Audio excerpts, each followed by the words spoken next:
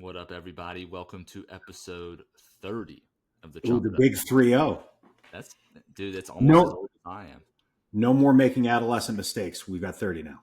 Uh, what about, I'm 31 and I still dress like a teenager and talk like a teenager. So I have not matured since I was 12. I feel the same. I'm glad Yeah. I'm not alone. Yeah. And you are, how old are you? 38, 37? I mean, do we really need to talk about it? I'm 37. 37. Okay. Mhm. Dude, you're old. Yeah. No wonder your Yeah. back hurts all the time. I know, right? And hurt. Well, it's more that I haven't adjusted, right? Like I hurt my shoulder benching. It's because I went and did over, it was over 90% ice cold. Yeah. Like, because I'm an idiot. So you explain the situation of how because you've been dealing with the back injury and now Yeah. you have a shower injury to add on top of that. And why don't you tell the listeners how that happened? I'm a moron. That's how it happened. So there was a powerlifting meet. Yep. And I was one work. Right. At my place of work. Yep. Yeah. And I was one of the judges. Yep. And the staff got peer pressured into joining in on the bench. So the squat ran, and now it's bench time. Yeah. And now all of them are like, oh, we want to see the staff bench too, right? Like they're all out here struggling. They want to see us struggle. Yeah. But I'm judging other benches. So I was just watching the platforms essentially to like when they got up to something that I was like, yeah, I'll do that. So like I did one bench at like, I don't know, 375, 385. Which is super impressive. And then did one at like, I don't know what it was, like 425 or something. And just, my shoulder hurt. 425. So the important takeaway from this is warm-ups are important. Or the important thing is that Zach benches 425. That's not at all the important part. The important part is that I'm hurt now. Yeah, dude. So now you got a bad back, a bad leg, and a bad shoulder. Did I ever tell you about like, okay, so with male teams in college, you know all about this, right? Like all the dudes are kind of like, kind of sizing you up and should I listen to him? Should I not listen to him and stuff? And so I would always, on a testing day early on, I would go and critique their form by doing the lift. Yeah. Right. So they're near max, like let's say they're trap bar deadlifting and they got like 5 and change on there. And so like I would just pick it up and like talk to them, like you're doing this and you should be doing this while I hold the weight, and then like drop and be like, you know what I'm saying? And then walk off. Right. Just to be like, see, you should listen to me. I know what I'm talking about. And so the throwers were lifting one day. And for listeners that don't know, track and field throwers are going to be some of the strongest athletes on a college campus. By far. Yeah. They're going to do some work. Yeah. Right. And they were deadlifting. And so the dude, he had like 5 and change on it. And I walked in the weight room from basketball practice. And you also know this, like track and field doesn't get a lot of love sometimes. Yeah. And that was always something I tried to do, was like know the track and field kids, talk to them, because just even a little bit of that kind of interaction, like they're like, oh, like somebody cares about us, right? Right. And so I walk in the weight room, and because they know who I am, because I like try and make sure that they feel like they're taken care of, they start chirping at me, the dudes, right? Like, you see what I got on this bar? Like, like too much for you. And I'm like, oh, you think so? And like, you can't lift it. And so ice cold, go pour like 5.5, and it hurt. My back hurt, but you can't show them, right? So I pick it up, drop it, look at them, and walk to the office. And as soon as I get to the office, like shut the door and like, oh, I'm sorry. I hurt. Yeah, that's it. I'm dead. That's it. It's over. Were they stoked though? Whether they? Oh yeah. Yeah. But you can't show them you got hurt either. No, you cannot, because they'll sense that stuff. Mm-hmm. And then that's what's going to be the focus. I'm never going to hear the end of it. Right. That you got hurt, not that you ended up pulling their weight ice cold. Right. It's funny, the stuff you got to play like in this space, especially when you're training males. You've got to establish that. And that's actually, so the episode today, we haven't announced it, but it's going to be on motivation, right? Yeah. motivation is a big part of being a collegiate strength and conditioning coach, but it's also a big part of being a fitness professional, right? And it's Yeah. also a big part of life, right?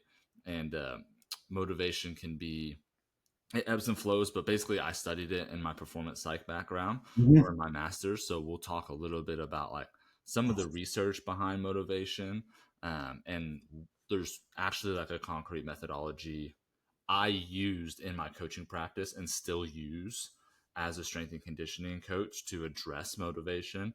And I've Yeah. seen tons of success with people, becoming more motivated to have healthy habits, hit the gym, whatever the behavior is that we're trying to establish. So that'll be today's episode. So with dudes, Yeah. that's a huge aspect, man.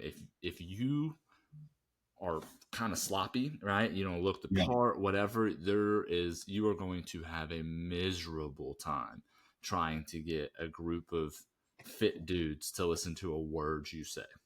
Oh yeah.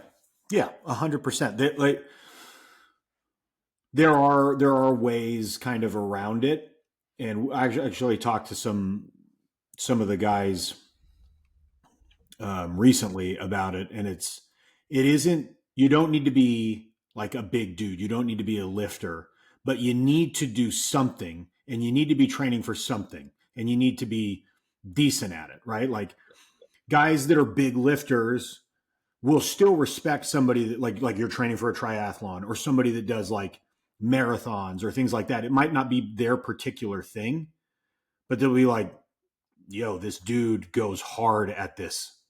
And that brings some level of respect because they're busy training to improve themselves physically.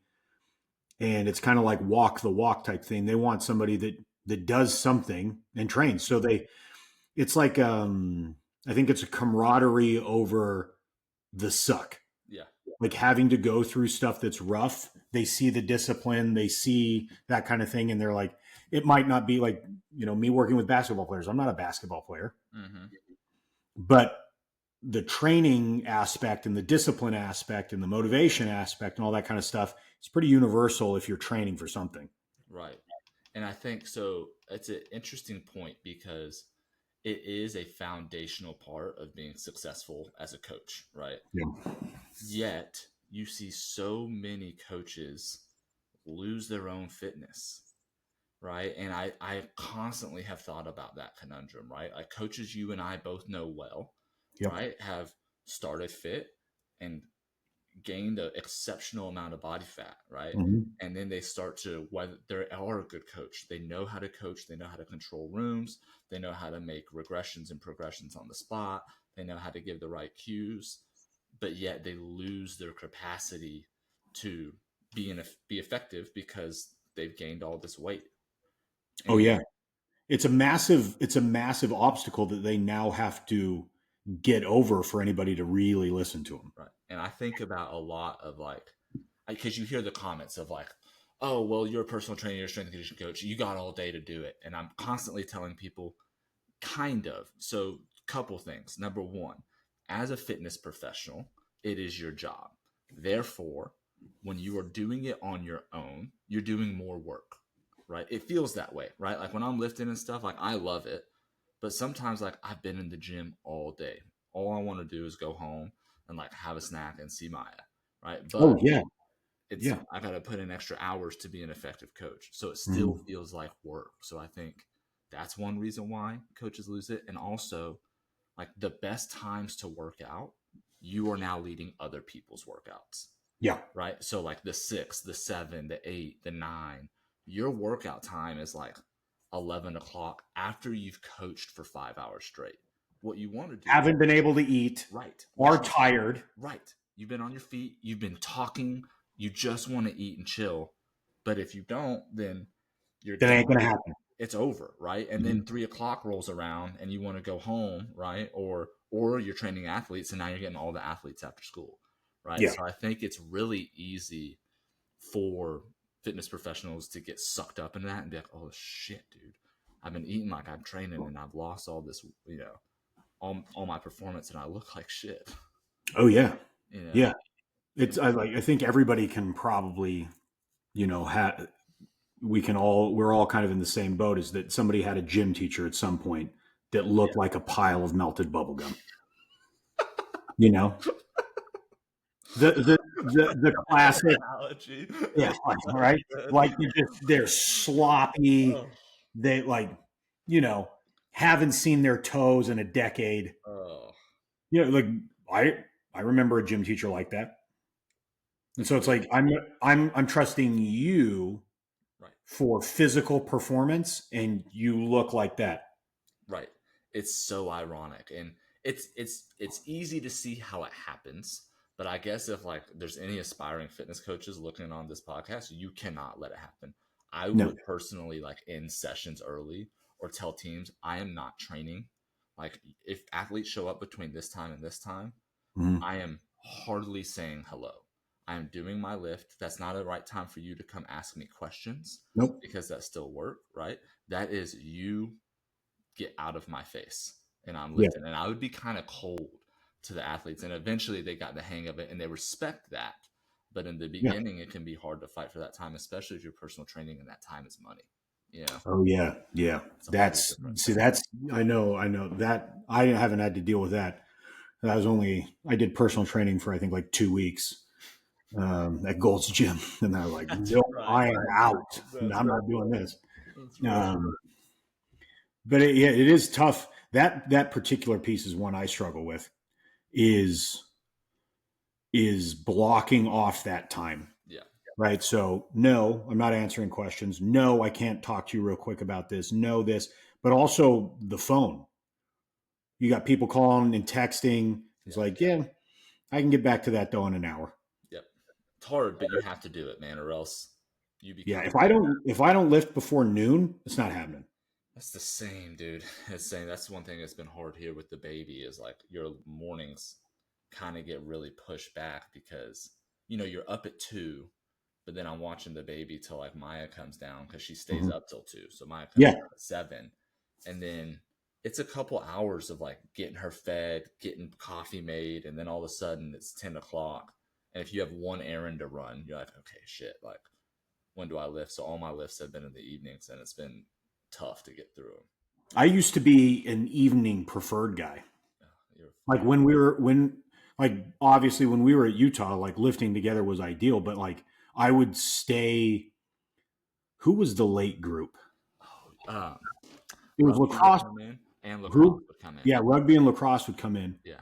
And like I would hang out and then I would lift after their lift. Oh, I told really? you about that one time, like I was doing 5-3-1 and I was the only one there. And it was like a 5-3-1 week.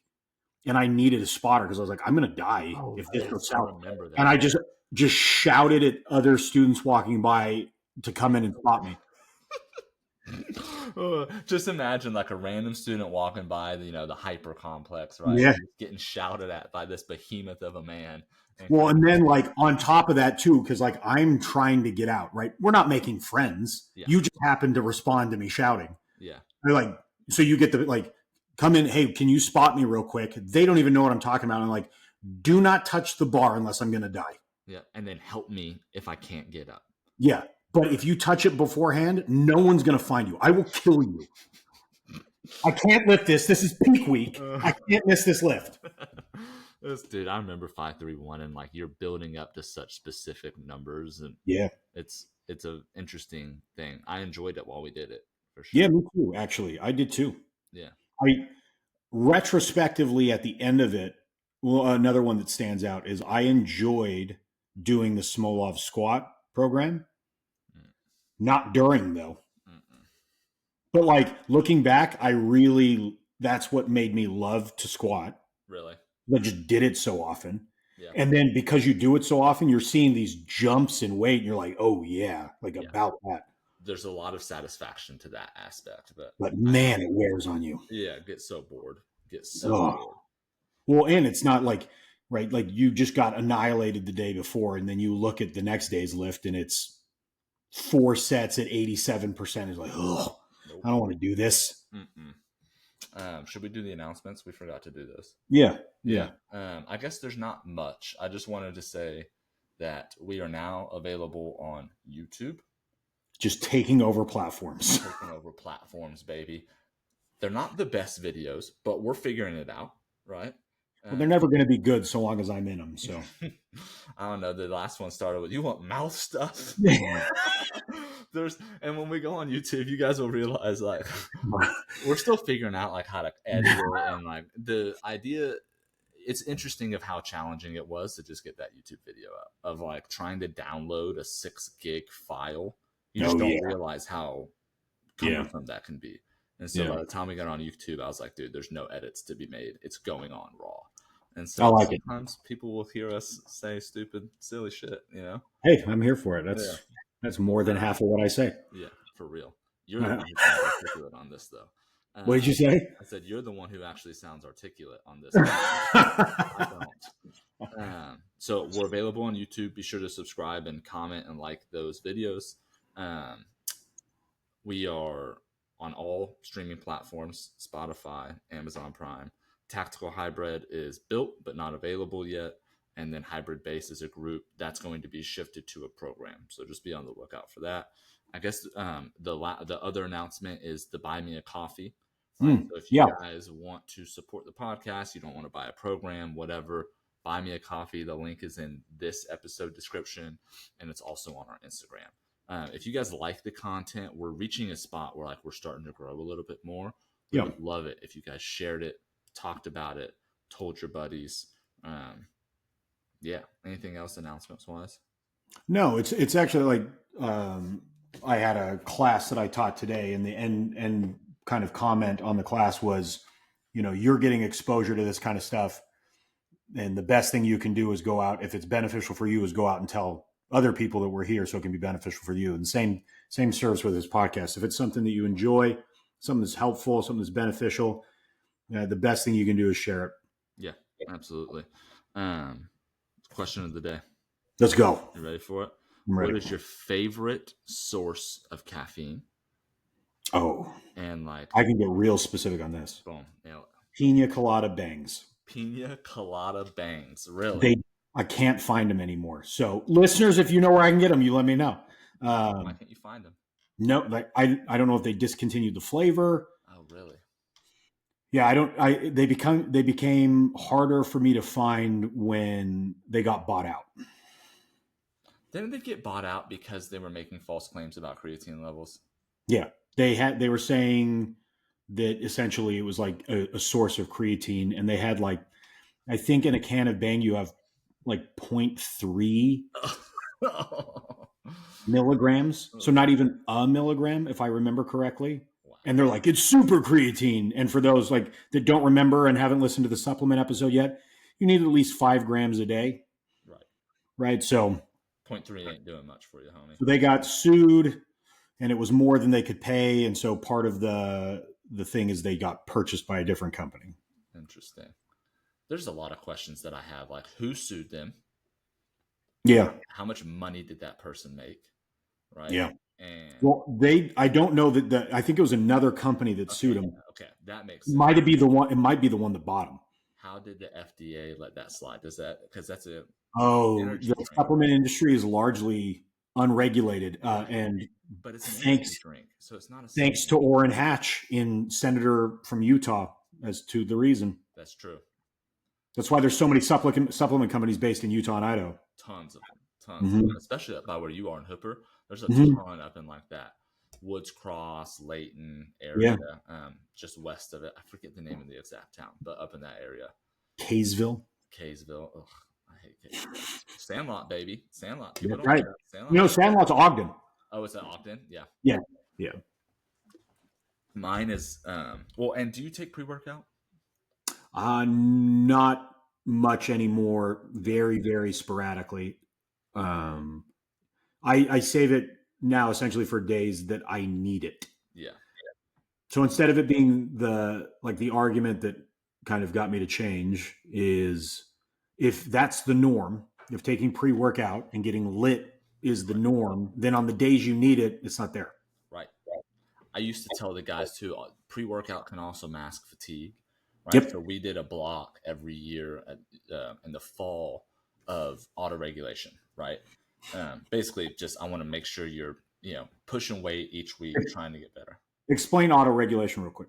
It's kind of like the RIR, right? Reps in reserve, right? And that I'm going to say, hey, I want this to be 8 out of 10 hard. Mm, This is the weight I want you hitting whatever weight you can, right? And the next week, I want to say, hey, I want this to be the same difficulty. The idea is that you lift just a little bit more weight, right? And mm, if you can't, you're like, yo, I'm smoked. I can't do that. We're overtraining, right? But if you mm. can, then all right, we're going to keep pushing. Cool.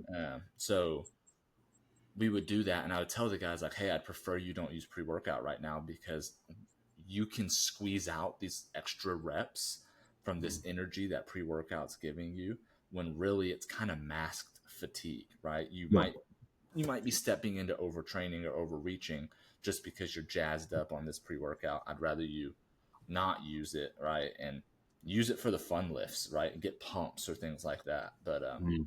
I would tell the guys not to do that. I don't know going back if I would make that same decision or not, but it's the decision I made when I was a young coach, right? I had, I think it's I like it. I had a off season for basketball. I, as much as I talked with the athletic trainers, got everybody on board as much as possible. Stay away from modalities that decrease inflammation. We're not doing ice baths. You're not taking ibuprofen. Yeah, It's going to hurt. That's part of it. But I want those adaptive pathways. Stop interfering with them. right.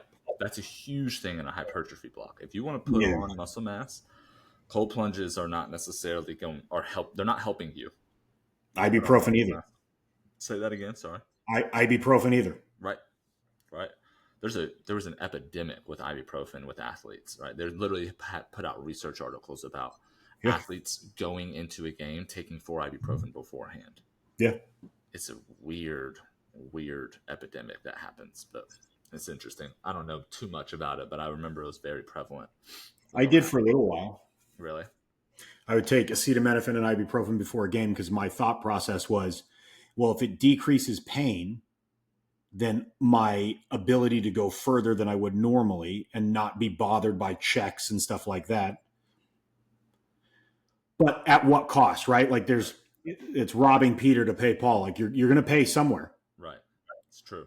It's true.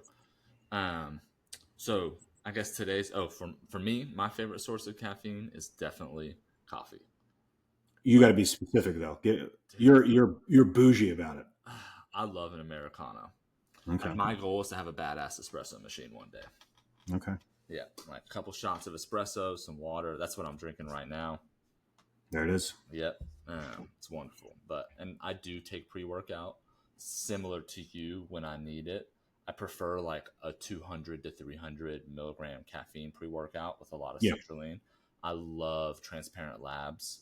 They're Mm. bulk and they're lean. I mean, the marketing, whatever, right? But those are Yeah. two differently formulated pre workouts that both hit pretty good. So I love those. Do you have a favorite pre workout you like? No. No. I don't know that I ever did. Well, it was back in the day. I mean, you and I talked about this. It was just whatever hit the hardest. Yeah, Mr. Hyde. Yeah, I liked that one. Uh-huh. Yeah, but then also concerning is that we got to the point where we could take Mr. Hyde and be like, "This is nothing. That's a problem. This is that's a problem. Problem. It's a problem." Dude, we were working freaking 5:30 a.m. to 8 p.m. at night, dude.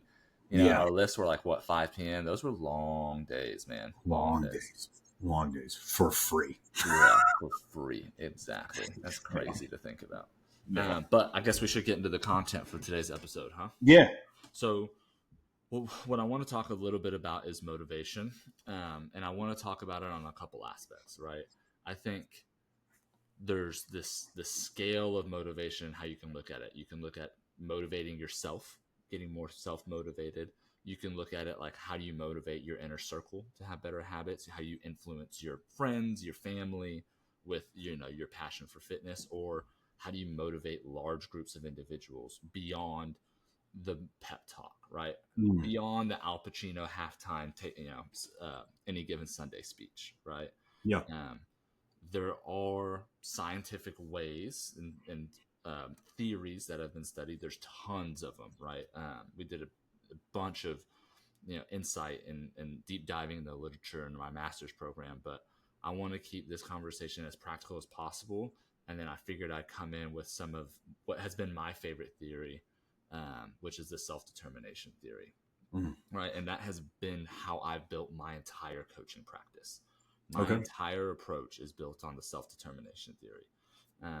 And so, Zach, for you in a collegiate environment, right, a strength and conditioning coach can sometimes be called the culture coach, Yeah. right?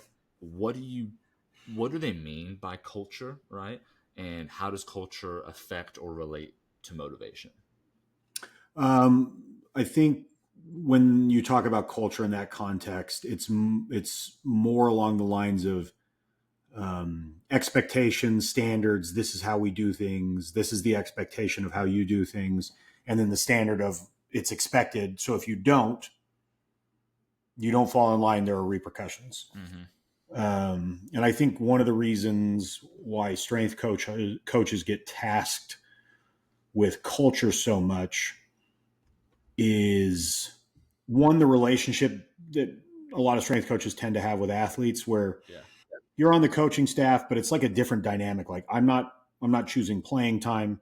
I'm not choosing, how much scholarship you get. I'm not choosing like any of this. My job is to be invested in everybody on the team and to develop them to be better than they are. Right. That's it. Both And every so, way possible, right? And yeah, being better mentally, being better physically, obviously is the main one. But keep going. I just wanted to.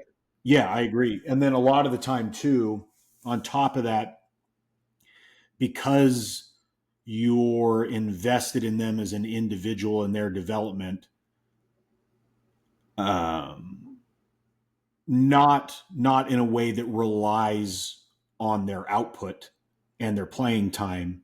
The dynamic is like maybe a little bit more like bartender, big brother, kind of like a safe kind of area where they can talk maybe more freely without judgment or stuff like that. And so you have a different type of relationship and can know how to motivate, how to check somebody that is not meeting standard in a way that is going to get them to respond. That just, a coach might just give them a tongue lashing and make them run baselines until they die, or things along that nature. Whereas as a strength coach, you're not. I'm very much against using strength and conditioning options as punishment. Why? It's just a negative association in their head to me. Like Yeah. we run for a purpose. When we run, the reason we're running is to make you better. Now, if I also do runs because you showed up late, runs just tend to be punishment in their head, period. Because they are hard, they're difficult, but now they're associating it with like, this sucks, I don't want to be here, less than like, it sucks, I don't want to be here. However, I want to be better, and so I'm going to do it, and I'm going to do my best. So I just think it erodes that type of thought process in the athlete to mix in punishment with the same modalities that we use to develop them. I agree. That's a large. There was a lot of research done on that in school age children, basically high school and down, using fitness as a punishment. Right? Give me 5 push-ups. Do this. Do that. It is consistently shown over time. They do longitudinal studies. Follow those people. Those people have to, if they do end up developing healthy habits, they have to like overcome that themselves. It becomes an obstacle in their mindset instead of something that they should just desire to do, right? Yeah. So it's something I've struggled with as a parent. Really, yeah, because we use it all the time. Yeah. Very much like if I asked you to like, if I was like, yo, I ate like trash on the weekend, I haven't been lifting, I feel like garbage, I want you to annihilate me, it would take you 12 seconds to come up with something that would just be awful. Yeah. Right. But that's not any of the training that we do, any of the programming, anything anybody does isn't for the most part just to be awful. They're looking to develop because of it. And so what ways, being the quote unquote culture coach, and I'm not going to call you that, right? Because Yeah. I hate that term. I Yeah, don't. me It's. too. I think it's degrading as a profession because when people think it, they think of, "Bro, let's go." You're just this like, Cheerleaders. yeah, cheerleaders, right? And a Yeah. lot of strength and conditioning coaches can make ourselves out to be one, right? In order to Mhm. fulfill a role that within a team that we, College football. yeah, for real. You go look at those college football sidelines, and you can pick out the strength coach real quick. Yeah. Um, Especially the trash. Like, yeah. But so what ways when you had an unmotivated athlete, right? And mm. the head coach was like, Zach, I need you to deal with this athlete. What ways did you take to get that athlete to be more motivated? Most of the time it's just it's having normal conversations with them. They don't know what you're looking for, but I'm looking for as to the reason they're here. Mm. Why are you playing the sport that you're playing? Why are you at this particular institution? Right, because you get back to the original reasons why they made their decisions. They've probably just gotten away from that. They've gotten wrapped up in saying generally things that they can't control anyway. Mm. They're upset because of their perception that they're not getting the playing time that they deserve. Well, if you get pulled out of a game, any collegiate player I've ever been around, if they aren't playing the entire time, thinks they're getting shafted in terms of playing time. Yeah. So it's just normally, and you got to keep in mind too, with us working in the collegiate sector and talking about that, they're they're still developing. Like I don't care that they're 21, they're still kids. Yeah. So their ability to have a larger, more long-term perspective of like I'm a freshman, I'm objectively being self-aware, I'm not the best on the team. What should I do so that I make it impossible for coach not to put me in? Mm. Right? Like if you there's a Jason it's Jason Williams, right? The white chocolate, the NBA point guard that was really flashy, Not played for the familiar. Sacramento Kings. I think it's Jason Williams. Is it Jason Kidd? No, not Jason Kidd. Yeah. Yeah. He was with the Nets. Yeah. Yeah. Yeah, I think it's Jason Williams. Uh, but he's talking about coaching, like he coached when he got done playing like high level AAU or whatever. And he had, it's a current NBA player on his team that was a kid. I can't remember who it was. Anyway, it was like he was the number one recruit in the country. Okay. But he didn't know who he was. So they start playing the game and he's not in, he's on the bench. And somebody came over and asked him, like, hey, why is he on the bench? And he's like, well, why shouldn't he be? I don't know who that is. And he's like, that's the number one recruit in the country. Immediately called the timeout and put him in. Right. But every athlete, like, you got to be delusional to the point a little bit that you're like, I deserve to play. And so a lot of them are, but they need that grounding normally from people like us to go, look, this is why you're not playing. And my move was always like, it's just how I am in general, direct and honest. Yeah. Like, the reason you're not playing is because you're not that good. Look at everybody on the team. Look at their stats. Look at you're not the first option. You're not the second. You're not the third. You're not the fourth. So why would you be on the floor? And if you want to be on the floor, why don't you act that way? Like, I got sent to your apartment this morning to wake you up for class because you weren't there. Yeah. Like, you're not doing the things you're supposed to do. You know, things like that. I think there are ones that don't respond well to that, but most people, I think most of the athletes I had, they didn't like it initially at all. Yeah. But over time, as they grew and had a little perspective, sometimes, and I had a couple of basketball guys tell me this, that I was the only one that told them the truth. Yeah. You know, if you're a football player or a basketball player generally, and you're good, you got people in your corner that are just your posse to gas you up. They're all yes people. Right. They're never going to tell you no. They're not going to tell you it's your fault. They're not going to tell you coach is right. You don't deserve to be out there. Yeah. They're just going to gas them up and be like, it's everybody else's fault, not yours. But when you point out to them that, like, they don't go to class, they just got popped again for a positive drug test.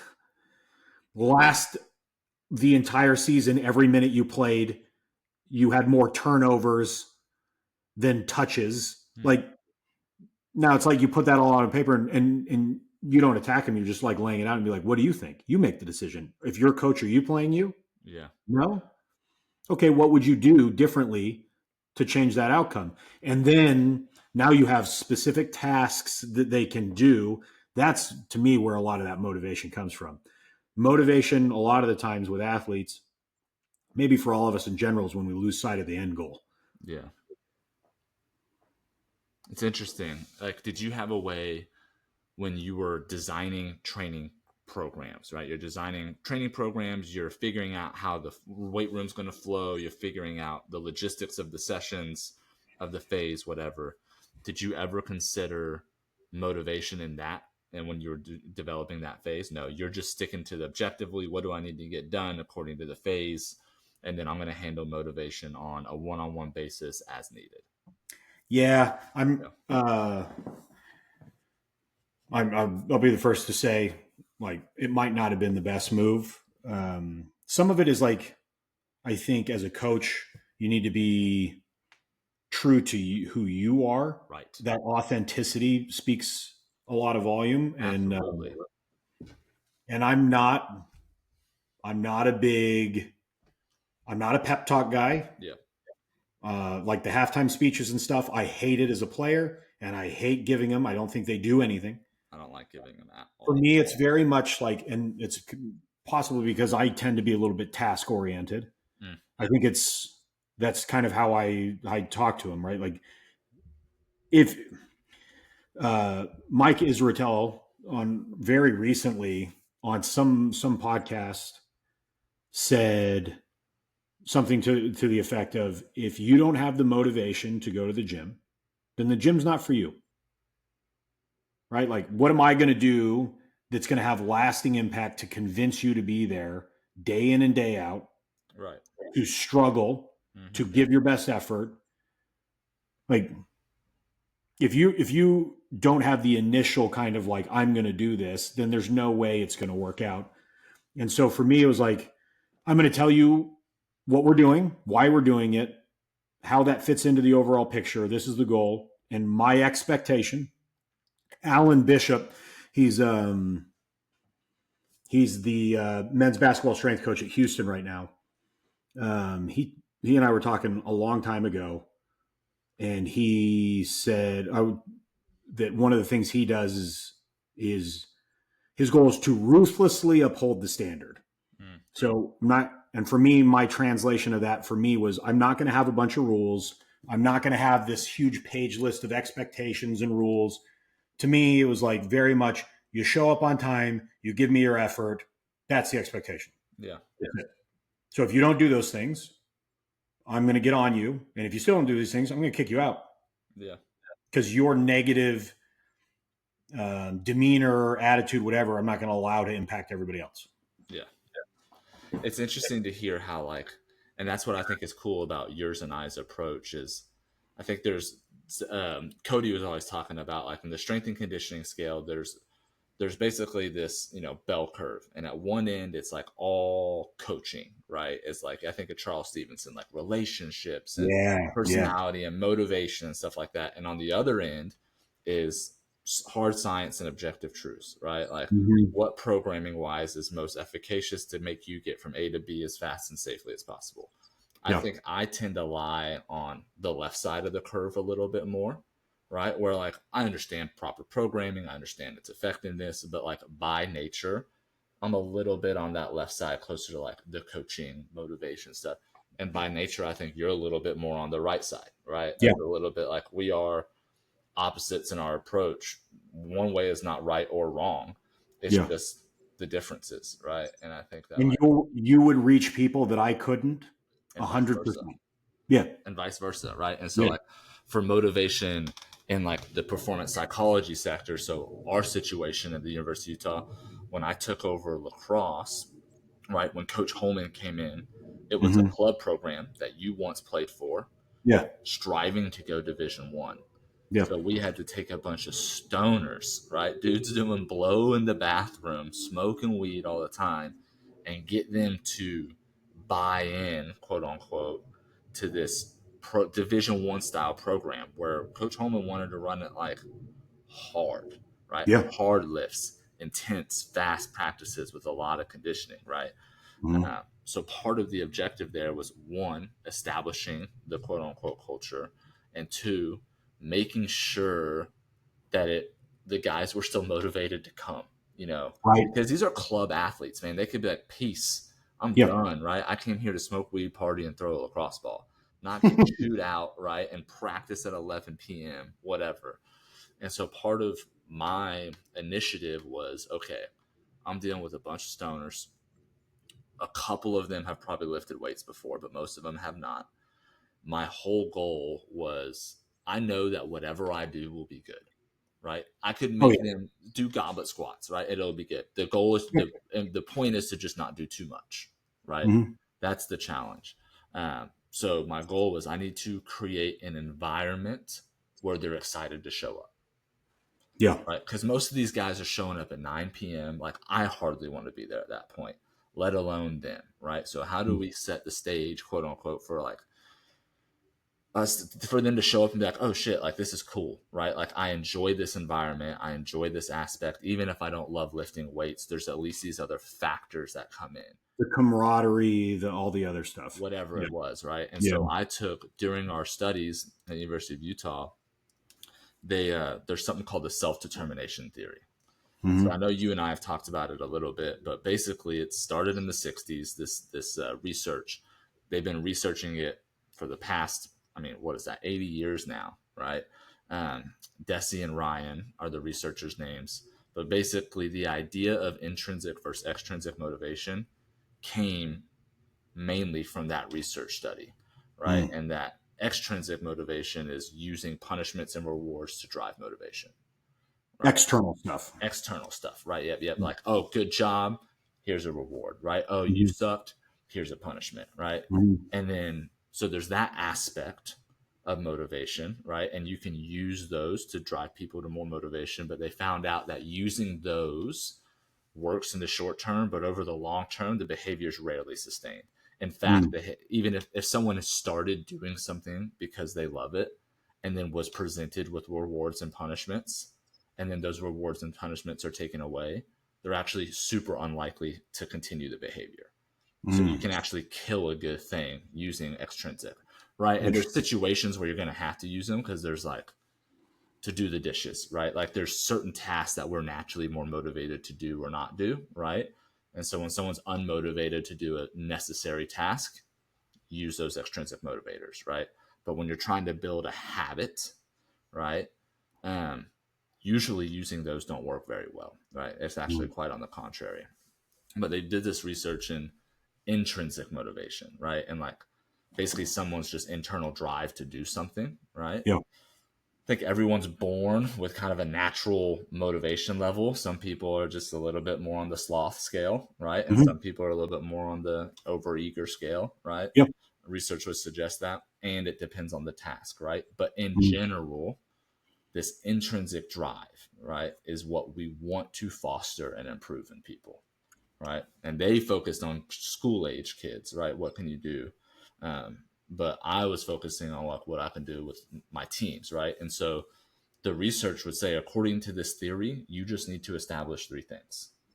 The Okay. individual or the teammate or your clients or your athletes need to feel, one, competence, two, relatedness, and three, autonomy. Mm. Research, according to the self determination theory, if those three things are present, you are maximizing someone's potential development of intrinsic motivation, Mm. right? And you are fostering this environment where they are going to likely grow in motivation to do it on their own, right? Even if Mm. they started low, you hit them with those three things along the way, they'll likely get more motivated to show up, right? So in the weight room setting, how I address competence, right? Giving movements that they can do, Yeah. right? Like, that's a huge one, right? Like, you get these guys that don't know how to lift, and the first thing I teach them is how to snatch. It's going to kill their motivation. And because that's not a singular session, if you've committed to teaching the snatch, guess what you're doing for the next 2 months? Right. And I always thought about like Shaq shooting free throws. If Yeah. he showed up to practice every time and I made him shoot free throws all day, he's never going to want to show up to practice. No. right? But if I do just a little bit enough free throws to make sure he's getting better, but I continuously make him feel like he's accomplishing something and he can do it, right? He's going to want to keep showing up. Showing Yeah. up is like we know half the battle, right? And so Yeah. I took that like with personal training too. Like you got to understand your team and your client, right? And you got to program movements that are appropriate for them. One, that'll Mhm. make them better, but two, that they can do, right? Because if Yeah. you neglect that aspect, motivation is going to tank. Mhm. Yeah. Um, How do you like take that from like I mean you do team setting, but you also did a lot of individual training. yeah. How did that work for you? Way easier in individual because Mm. you get immediate feedback. And with a team, it's hard because there's 50 people and doing all this stuff, right? And Yeah. so you're trying to like, oh, that's too hard for you. That's just right for you. Oh, that's way too easy for you. It's way harder to manage on a team scale, right? And that's where progressions and regressions come in. Oh, that was way too hard for you. Go to this, right? Oh, that was way too easy for you. Single leg, whatever, Right. right? More weight, whatever. When you're one on one in a small group with a training client, it's simply like, how does that feel? Oh, Yeah. that looked terrible. I would even tell them like, whoa, that sucked. All right, let's go to this, and they would, because I like to tease, Yeah. so I think they would get it, but that's way easier because you can constantly control the environment to make sure that you're getting immediate feedback and you can discuss it with them, right? Um, so that's how you address competence. And the reason I'm saying this stuff now is if we have, right, like, can you totally change someone's motivation? No, right? Like as Yeah. Rattel said, like if you're struggling to go to the gym, maybe the gym's not for you. Yeah. But if you know someone that's on the cusp, right? Mhm. You a coach, me a coach, people who listen to this love fitness, Yeah. their wife, their kids, their friends, right? If we're trying to get these people in our lives to develop these fitness habits, Mhm. this is how you do it. You address Yeah. these three things. You address competence. Don't take them to the gym and run their dick in the dirt, right? Which is needs to be said that like most people that take somebody for the first time for whatever bizarre reason, that's their goal. Yeah, I'm going to break you off and then you'll see how awesome I am at lifting. That's not the goal. yeah. The goal is not to build me up. The goal is to build you up, right? Yes. And that's Yes. a two. Those are two totally different things, right? And when it comes to that, if that's you that you're bringing somebody along, less is more. Right. Less is more. And like you can use this if you're coaching your little kids teams, right? If Mhm. you're doing all these technical drills that your kids don't know what's going on, it also sucks, right? Like competence has to be there. They have to feel like they were able to complete the task. Yes, you have to progressively make it harder or else they don't get better, but you Sure. need to like touch that as you go, right? Yeah. Um, and then so number two was relatedness, and it goes back to the beginning of the episode, dude. I can't be overweight or frail and be telling you need to get after it physically, Right. right? There needs to be this, oh shit, like Parker gets it. Like he's getting Mhm. after it. He looks good. I see him sweating. Like there's this sense of relatedness. I know you understand where I've been and where I'm at by the way you look or by the way you communicate. Boom. That's the second part of intrinsic motivation, right? If they feel competent, they come in, they can do the task, but there's not that sense of quote unquote relationship or, relatedness where they see you've been there, it also won't work, right? So that'll diminish it. So that's the importance of practicing what you preach and telling your boys like, yo, like I've been there. I've been dealing with injuries before, right? I've, done XYZ, sharing your experience. Mm. Um, and then number three would be autonomy, right? And I think that's one people get wrong quite often, How especially so? they just try to control the environment too much. Oh Like yeah. just like, and whether you're in a coaching setting, whether you're in a teaching setting, whatever the setting is where you're trying to build motivation, you've got to let the person, autonomy is basically like your choice, right? Yeah. I have to make you feel like you had a choice in the matter, right? So Yeah. with our clients or our athletes, I think in my head, okay, I know I want to do a hinge movement, right? And so I could tell the athletes, you got that option A or option B. I don't care what you do. Everything I know is getting done, right? You get to choose, right? And the more an individual gets to choose, the more they feel the process is their own, right? Yeah. And so that's a huge motivating factor. That's a big one. I think like there's a lot of overlap for me in my head between coaching and parenting. Yeah. Um, and that's a big one that I took it from lessons that I read in relation to raising kids that I applied in the weight room, where it's fake autonomy, Yeah. right? Perceived. Like I'm controlling the choices Yep.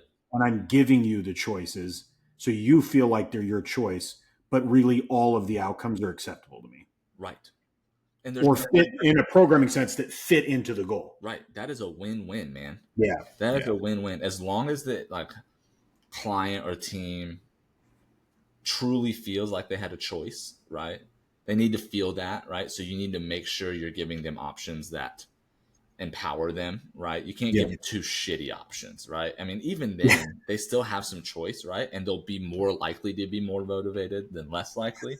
Um, but You want me to hit you with the back or the front of my hand? yeah, front, Yeah, okay, you know, at yeah, least you all got a right. choice, yeah. Um, yeah, so I just think like I didn't mean to get lengthy there, but I do want people to understand that motivation is something that is super complicated, right? It Yeah, ebbs and it flows, right? yeah, The saying that discipline means more than motivation is absolutely true. 100%, But 100%. if there are scientifically proven ways for you to motivate yourself more, to Mm-hmm. develop more intrinsic motivation, and how to develop intrinsic motivation, especially in the youth, right? Mm-hmm.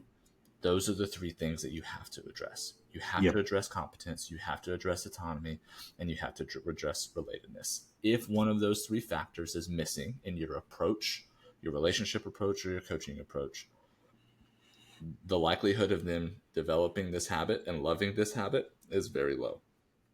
and I would add that it isn't exclusive to like new individuals. It's something that I like. Motivation ebbs and flows. It's something that's a struggle all the time with me. It's like, Yes. yeah, discipline will keep you on board, but your discipline gets worn out if you're always going against, like, Motivation. you don't have motivation, you Right. don't want to do It it. should be this. When your Mm-hmm. motivation's low, your discipline keeps you up. But when your Yep. discipline kind of starts to go down, your motivation to get to where you want to go should kick you back up to help bring this Yes. up. It's not Yes. one or the other, right? They have a, what is it, a symbiotic relationship.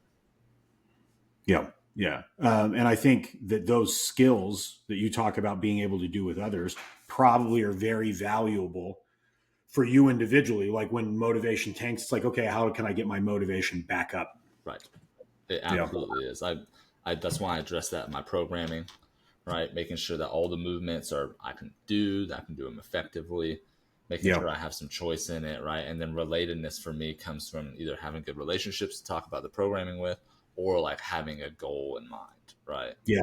Um, Those are, you and I talked about this briefly before we started recording. Like that's true for an individual that you're coaching, or that it's true for a group, but it's also very true for, like, you and your lifting partner. yeah, yeah, absolutely. And that's another good point, dude. Be a good lifting partner or Yeah. running partner. Like the last thing you want to do is you have your buddy ask you to lift or run, and then you're sitting there complaining and moping the whole time, Yeah. right? Yeah. Like make sure that those three things are, and it's cool because they're concrete things, right? It's not some mythical like this person's not motivated, this person's this, right? Like this is like you can create structure in your approach based off of Mhm. those three things, right? Instead of it being some ambiguous thing that you're moving target you're trying to hit. Yeah.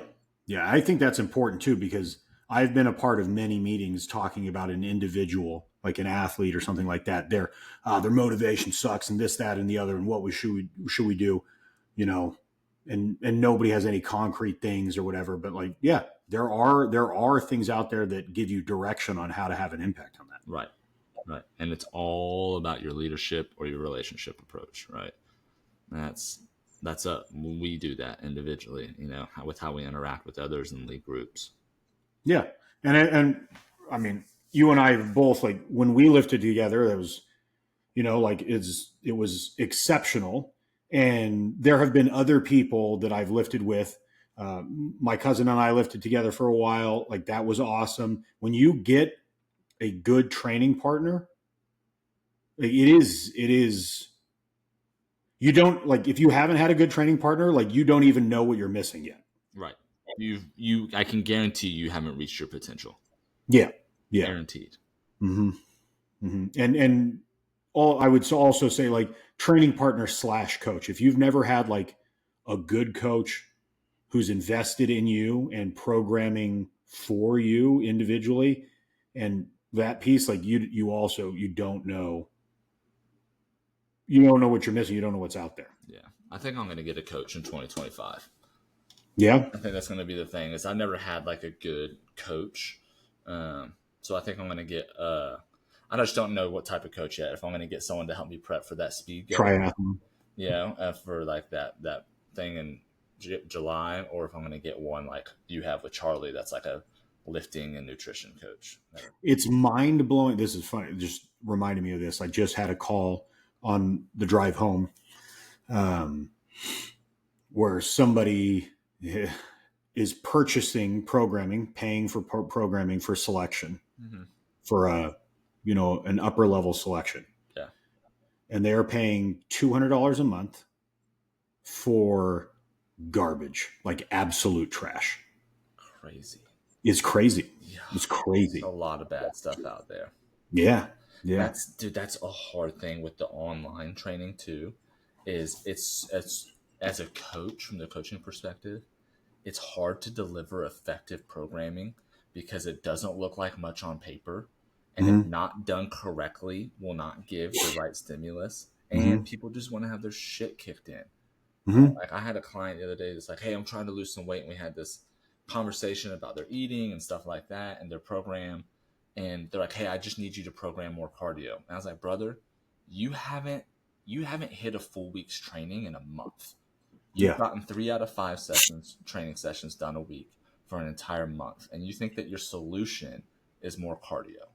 That's the problem, right? And that's the constant thing you're dealing with online programming, is where when you're in a personal training scenario, it's a lot easier to have those conversations for some reason. Sure. And you can control what happens within the session. It doesn't matter what it looks like on paper. It matters what the stimulus was like. Where on online, it's all about what it looks like on paper. And to me, it's just like not to insult your person or anything like that, but it's just such an indicator of a lack of experience and perspective. You're in week 1. Yeah.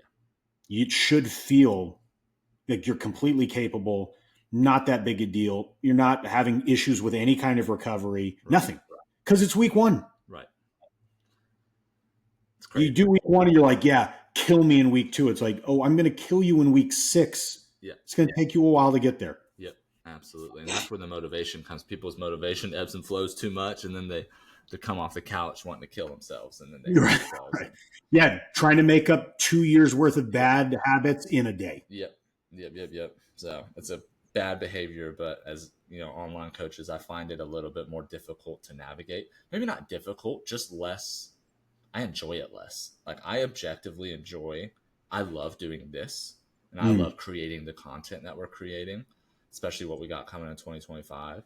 Yeah. Like when people spend their full time doing online coaching, I understand like that revenue wise, it makes a lot of sense. Yeah. And like scaling time wise, but golly, it's not near as enjoyable. Oh yeah. Do you feel the same? 100%. It's so as much, I mean, you're much more of a relational person. You're more extroverted, you're more charismatic, you're all those types of things. I'm a better butt kisser. No, that's not what it is. No, butt kisser would be you chasing people around. People come up to you on their own. Oh yeah. And then ask you like, why does your friend not talk to anybody and have that that's true. Like, scowl on his face? Oh, dude, your friend's an asshole. What do you like? Right. Why? What did he say to you? Nothing. That's funny. Yeah, but it is even for me. Like, I don't like the salesmanship piece or whatever like that. But being with an individual, like you program for them, you're taking them through the program. There's the educational pieces that you're giving them as you go through the program. It's a natural thing. Like with athletes, with anybody, like same with the guys at work, right? Like you're in there talking to them and they're going to tell you some stuff. Yeah. Like it's an area where they're like, this is kind of my environment. I feel comfortable saying this. And I know that we're just like a couple of guys. So I'm not going to get like judged or get some like pop culture psychology kind of crap or anything like that. It's just like, you know what? I really just want to say this and have somebody listen. Yeah. And so there's those types of things where like, no, like I'm legitimately invested in you, your performance, and your success as a human being. Yeah. Like that type of stuff is really hard for me, and it sounds like for you too, to get through online interactions. Absolutely. I hate it. And then it's when it's online, like when I'm face to face with you, that's what I'm doing, man. When I'm at home with my wife, I don't want to be doing this on the phone with you, right? Like trying to have this text, relationship. I want to be with my wife, right? And so that's one thing I've loved about personal training that I didn't really realize I would, is that like you were totally present, man. And the online stuff is just kind of balancing distractions, and so I think coaching in person too, like you get a little bit of like a contact high of the people that are like they accomplish a PR and you're there with them or whatever, instead of getting a text like, yo, new PR, and I'm like, cool. Yep. Absolutely, man. That's a good way of saying it. Contact high. I like that. Yeah. As we wrap up, Zach, any final thoughts on the idea of motivation, motivating yourself, motivating your inner circle, motivating athletes? Not really. The only other like word I would throw into the discussion that we've had, and this goes when there's somebody else there. So inner circle, lifting partner, coach, maybe your online presence or literally whatever it is an accountability piece really contributes, at least to me, for, for the discipline and the motivation piece. Like I'm motivated to not let, like you programmed for me, I'm motivated to not let you down. Right. And it is, and we don't like, I'm going to say this and I can already anticipate the like you're great or whatever, but like, I'm not super motivated to do stuff for me. Yeah. Right. Like dude, that's not in your nature. You're not a selfish individual at all. Your entire motivation is for purpose outside of yourself. Kids, job, relationships, family. Yeah. I had this discussion today or yesterday at work, and we were talking about like being busy, and people were like, oh, what do you do in your free time? And you're like, what free time? What are you talking about? Yeah. And one of the guys at work that's younger and like dating and doesn't have kids and stuff like that is like, will you lift? I was like, that's not for me. Yeah. Like, how is it not for you? And it's like, well, I have kids, and if somebody does something to them, I need to be able to do something to that person to keep it from happening. Yeah. And it's part right? of Like, yeah, it's part of job of being a dad is you gotta at least present some type of opposition to somebody doing something to your people. Yeah, it's true. And so like that is more of like just kind of like how I think about stuff. So like having that piece of like a lifting partner, it's like, where were you? Or are you like, we're going at 2? Are you ready to go? Like, if I hear an excuse, I'm driving to your house and beating you with soap and a sock. Yeah. And like, I'm going to get this stuff done because I know somebody else is investing in me, and it is disrespectful for me not to put in at least the same amount of effort that they are. Things like that. And so I think if you find that accountability piece wherever it is in your individual life and training, it's a lifting partner, it's just people around that you're like, hey, keep me honest on this and like check in or whatever. Like, it doesn't matter. Finding that piece, I think, is definitely a mark in the pro column for you trying to do whatever you're doing. Absolutely. And that's why I think people have more success when they pay for stuff. Right? Oh, 100%. Free programs. Everyone wants free this, free that, free that, free that. it's not helping you, man, because you got no skin in the game. No, I was about to say when you finished, there's no skin in the game. Drop $500 a month, like this guy. I really like Jacob Zimmer. I've talked to you a little bit about him. I'll send you his Instagram stuff. He's a great personal trainer. Great content about nutrition, stuff like it's hard. I mean, as you and I both know, it's hard to find other fitness professionals that we respect. I have a lot of respect for this guy. But his programming is it's like $580 a month. And I'm like, oh, that's expensive. But if I'm paying $580 a month, you're damn sure I'm hitting every macro. I'm doing every single thing you tell me to do, right? Yeah, I'm getting my money's worth.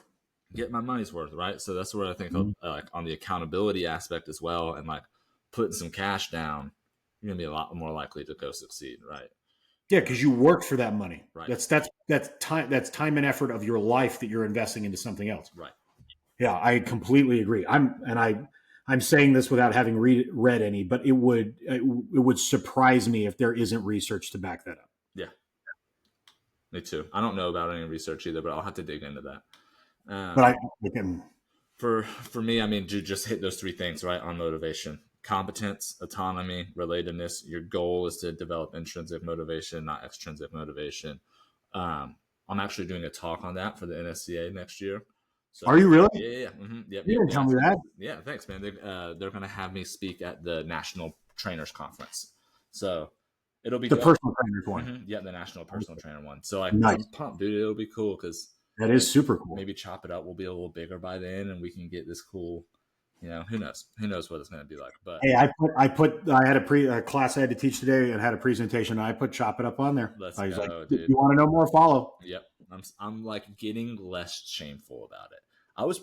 It's kind of weird to do at first, man. I'm still, it hurts every time. Dude, it's weird, but I personally am getting more comfortable with just sharing it. That's good. Yeah. I'm glad.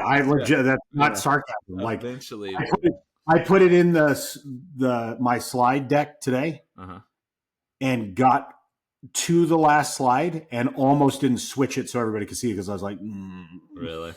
Yeah. I'm glad you did. I know it feels self-promotional and it feels it can feel tacky, but I don't know. I feel like that's just part of this, man. Do you want to know my trick to make it easier for me to swallow? Huh. I tell everyone my friend Parker has a podcast. You should follow him. Okay, I'll start doing that with you. I'll start doing my friend Parker has a podcast. All right, dude. Well, next episode is hopefully with Chad. Yeah. But if it's not, then we got some other topics lined up, right? So we're trying to bring you Chad. I'm going to hit up Marcus Holman to talk about his strength and conditioning programs and some athletes. And then I think we're going to try to bring a years in podcast where we recap the year and talk about what plans are on 2025. Cool. All right. Yeah. Thanks for everyone checking in. Remember, buy me a coffee, right? If you want to support the podcast, go check us out at trainheroic.com. Follow the Instagram. Give 5-star reviews to the Spotify. Subscribe and give 5 stars reviews for the YouTube. And no, I'm not going to send you guys pictures of Zach and the thong. I keep getting that request. I'm not sure. Yeah, they're not in yet from Amazon. So yeah, we'll get them there though. Well, I got them some assless chaps, even though all chaps are assless. All right, and crotchless. Until next time, peace out. All right, have a good one.